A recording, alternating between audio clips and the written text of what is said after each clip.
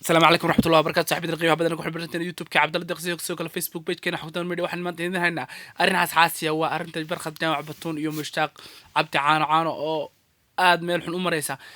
برها بالشدة تبدي له صار في واحد قبصي إنه برخة جامع بطون هاو فرح مي أم باو المكة لي مشتاق عبد محمد أما مشتاق عبد عانو أو كبر برها بالشدة وين استعمال شعب بوريه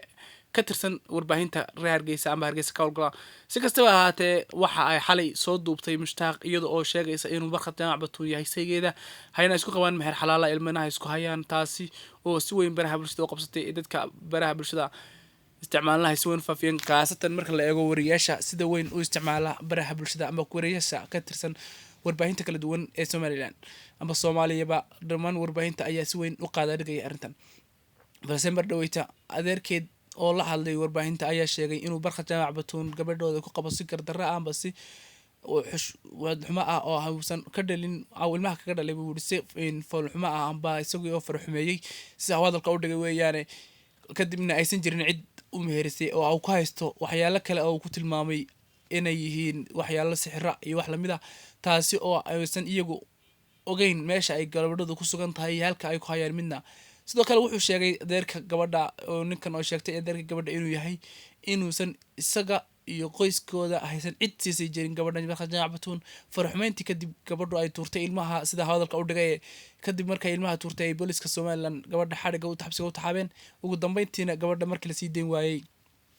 hay ku sii daayeen warqad dabarad ah warqadaasi oo hay xalay iyaduna ka dhigtay amba ay baraha bulshada u isticmaashay inay tahay warqadii ay ugu qoran yahay meherkeeda taasi oo isna sheegay inay tahay warqadii dabaanada aan ku sii deynay oo hay ku qoran tahay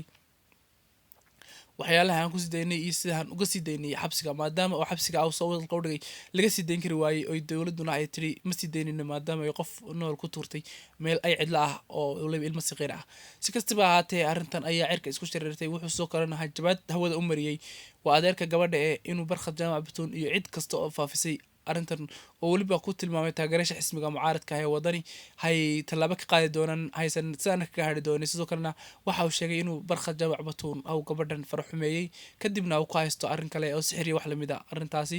oo ay si weyn dadka baraha bulshada isticmaal isku dhexmariyaan si kastaba ha ahaatee arrintan ayaa timid kadib markii uu barqad jaamac batuun eedahan iska difaacay soo kale lahay gabadhu iyadu sheegtay inay barqad iyada oo maankeeda iyo mirkeeda qabta hay guurtay soo kale lahay tahay ooridiisa iyo xaaskiisa xalaasha haddaba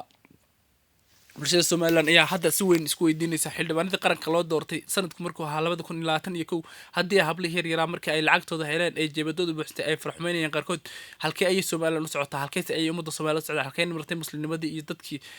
damiirka lahaa ee ka dhidhiyay wuxuushnimada iyo waxyaalaha dhaqanka xun maadaama ay xildhibaanadu yihiin xeerka kaliya ay hor joogsan karaan waxyaalaha fasuqa iyo waxyaalaha ka socda